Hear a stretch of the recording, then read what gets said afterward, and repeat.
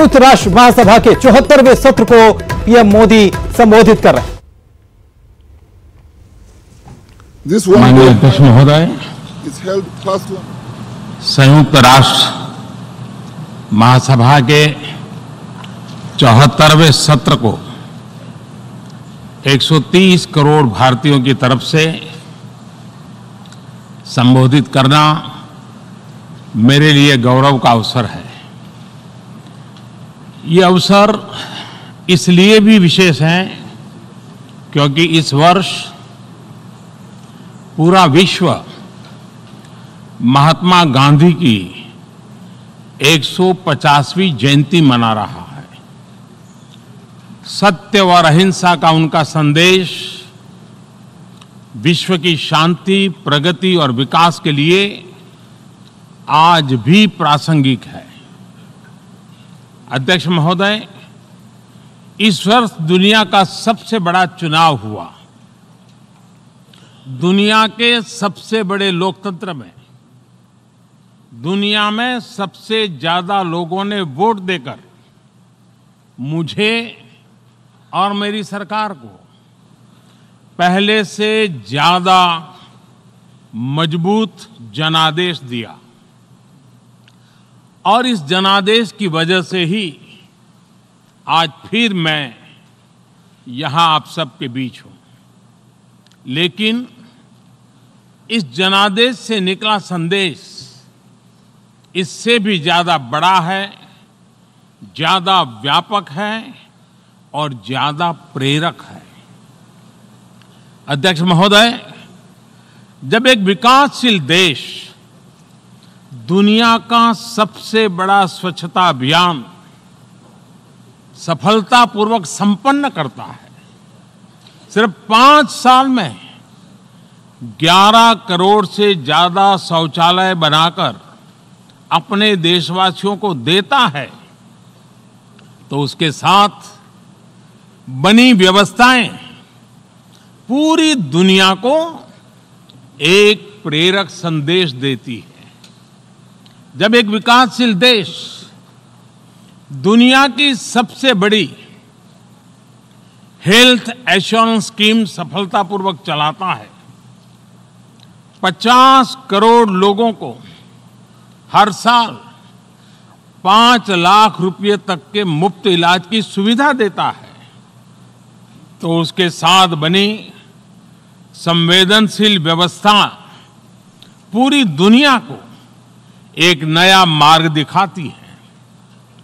जब एक विकासशील देश दुनिया का सबसे बड़ा फाइनेंशियल इंक्लूजन कार्यक्रम सफलतापूर्वक चलाता है, सिर्फ 5 साल में 37 करोड़ से ज्यादा गरीबों के बैंक खाते खोलता है, तो उसके साथ बनी व्यवस्थाएं पूरी दुनिया के गरीबों में एक विश्वास पैदा करती है। जब एक विकासशील देश अपने नागरिकों के लिए दुनिया का सबसे बड़ा डिजिटल आइडेंटिफिकेशन प्रोग्राम चलाता है, उनको बायोमेट्रिक पहचान देता है, उनका हक पक्का करता है, भ्रष्टाचार को रोककर करीब $20 बिलियन से ज्यादा बचाता है, तो उसके साथ बनी आधुनिक व्यवस्थाएं पूरी दुनिया के लिए एक नई उम्मीद बनकर के आती है। अध्यक्ष महोदय, मैंने यहां आते वक्त संयुक्त राष्ट्र की इमारत की दीवार पर पढ़ा, नो मोर सिंगल यूज प्लास्टिक। मुझे इस सभा को बताते हुए खुशी हो रही है कि आज जब मैं आपको संबोधित कर रहा हूं, तब इस वक्त आज भी हम पूरे भारत को सिंगल यूज प्लास्टिक से मुक्त करने के लिए एक बड़ा अभियान चला रहे हैं।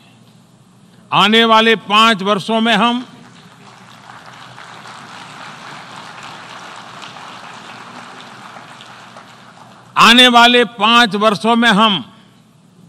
जल संरक्षण को बढ़ावा देने के साथ ही 15 करोड़ घरों को पानी की सप्लाई से जोड़ने वाले हैं।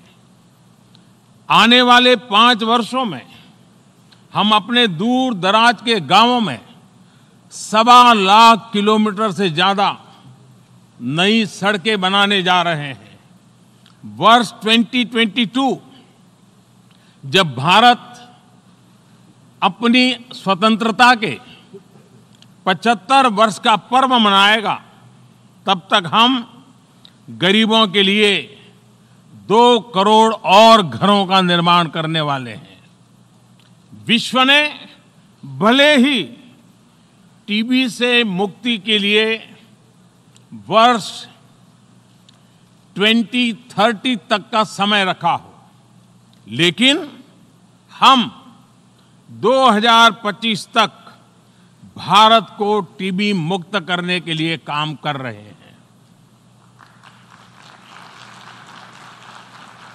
सवाल यह है कि आखिर ये सब हम कैसे कर पा रहे हैं? आखिर नए भारत में बदलाव तेजी से कैसे आ रहा है? अध्यक्ष महोदय, भारत हजारों वर्ष पुरानी एक महान संस्कृति है, जिसकी अपनी जीवंत परंपराएं हैं, जो वैश्विक सपनों को अपने में समेटे हुए हैं। हमारे संस्कार, हमारी संस्कृति जीव में शिव देखती है। इसलिए हमारा प्राण तत्व है कि जन भागीदारी से जन कल्याण, और ये जन कल्याण भी सिर्फ भारत के लिए नहीं, जग कल्याण के लिए हो। जन कल्याण से जग कल्याण। और तभी तो हमारी प्रेरणा है सबका साथ, सबका विकास, सबका विश्वास। और ये सिर्फ भारत की सीमाओं में सीमित नहीं है। हमारा परिश्रम न तो दया भाव है और न ही दिखावा। ये सिर्फ और सिर्फ कर्तव्य भाव से प्रेरित है। हमारे प्रयास 130 करोड़ भारतीयों को केंद्र में रखकर हो रहे हैं, लेकिन ये प्रयास जिन सपनों के लिए हो रहे हैं, वो सारे विश्व के हैं, हर देश के हैं, हर समाज के हैं। प्रयास हमारे हैं, परिणाम सभी के लिए है, सारे संसार के लिए है। मेरा ये विश्वास दिनों दिन तब और भी दृढ़ हो जाता है जब मैं उन देशों के बारे में सोचता हूं जो विकास की यात्रा में भारत की तरह ही अपने अपने स्तर पर प्रयास कर रहे हैं। जब मैं उन देशों के सुख दुख सुनता हूं, उनके सपनों से परिचित होता हूं, तब मेरा ये संकल्प और भी पक्का हो जाता है कि मैं अपने देश का विकास और भी तेज गति से करूं, जिससे भारत के अनुभव उन देशों को भी काम आ सके। अध्यक्ष महोदय, आज से 3000 वर्ष पूर्व भारत के महान कवि कणियन पुंगुन ड्रनार, उन्होंने विश्व की प्राचीनतम भाषा तमिल में कहा था, यादम उरे यावरुम केडीर, यानी हम सभी स्थानों के लिए अपनेपन का भाव रखते हैं और सभी लोग हमारे अपने हैं। और ये 3000 साल पहले की बात कर रहा हूं। देश की सीमाओं से परे अपनत्व की यही भावना भारत भूमि की विशेषता है।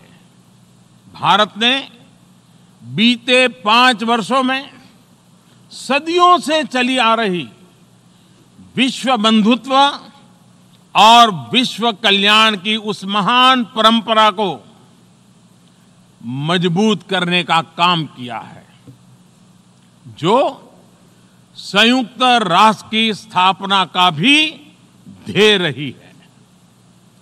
भारत जिन विषयों को उठा रहा है, जिन नए वैश्विक मंचों के निर्माण के लिए भारत आगे आया है, उसका आधार वैश्विक चुनौतियां हैं, वैश्विक विषय है और गंभीर समस्याओं के समाधान का सामूहिक प्रयास है। अध्यक्ष महोदय, अगर इतिहास और पर कैपिटा एमिशन के नजरिए से देखें तो ग्लोबल वार्मिंग में भारत का योगदान बहुत ही कम रहा है, लेकिन इसके समाधान के लिए कदम उठाने वालों में भारत एक अग्रणी देश है। एक और तो हम भारत में 450 गीगावाट रिन्यूएबल एनर्जी के लक्ष्य पर काम कर रहे हैं, वहीं दूसरी ओर हमने इंटरनेशनल सोलर अलायंस स्थापित करने की पहल भी की है। ग्लोबल वार्मिंग का एक प्रभाव यह भी है कि नेचुरल डिजास्टर की संख्या और उनकी तीव्रता तो बढ़ती ही जा रही है, उनका दायरा और उनके नए नए स्वरूप भी सामने आ रहे हैं। इस स्थिति को देखते हुए ही भारत ने coalition for disaster resilient infrastructure CDRI बनाने की पहल की है। दुनिया के देशों को इससे जोड़ने के लिए मैं निमंत्रण देता हूं। इससे ऐसे इंफ्रास्ट्रक्चर बनाने में मदद मिलेगी जिन पर प्राकृतिक आपदाओं का प्रभाव कम से कम होगा। अध्यक्ष महोदय, UN पीसकीपिंग मिशंस में सबसे बड़ा बलिदान अगर किसी देश ने दिया है तो वो देश भारत है। हम उस देश के वासी हैं जिसने दुनिया को युद्ध नहीं बुद्ध दिए हैं, शांति का संदेश दिया है।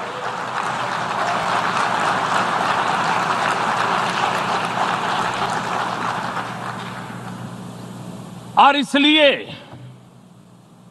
हमारी आवाज में आतंक के खिलाफ दुनिया को सतर्क करने की गंभीरता भी है और आक्रोश भी।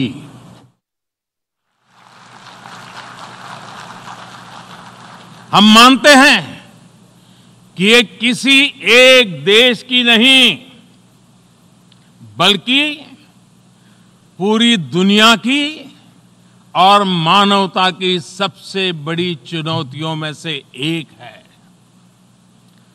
आतंक के नाम पर बटी हुई दुनिया उन सिद्धांतों को ठेस पहुंचाती है जिनके आधार पर UN का जन्म हुआ है, और इसलिए मानवता की खातिर आतंक के खिलाफ पूरे विश्व का एकमत होना, एकजुट होना मैं अनिवार्य समझता हूं। अध्यक्ष महोदय, आज विश्व का स्वरूप बदल रहा है। 21वीं सदी की आधुनिक टेक्नोलॉजी समाज जीवन, निजी जीवन, अर्थव्यवस्था, सुरक्षा, कनेक्टिविटी और अंतर्राष्ट्रीय संबंधों में सामूहिक परिवर्तन ला रही है। इन परिस्थितियों में एक बिखरी हुई दुनिया किसी के हित में नहीं है, ना ही हम सभी के पास अपनी अपनी सीमाओं के भीतर सिमट जाने का विकल्प है। इस नए दौर में हमें मल्टीलेटरलिज्म और संयुक्त राष्ट्र को नई शक्ति, नई दिशा देनी ही होगी। अध्यक्ष महोदय, 125 साल पहले भारत के महान आध्यात्मिक गुरु स्वामी विवेकानंद जी ने अमेरिका में शिकागो में वर्ल्ड पार्लियामेंट ऑफ रिलीजन के दौरान विश्व को एक संदेश दिया था। ये संदेश था harmony and peace and not dissension. विश्व के सबसे बड़े लोकतंत्र का आज भी अंतर्राष्ट्रीय समुदाय के लिए यही संदेश है, हार्मनी एंड पीस। बहुत बहुत धन्यवाद।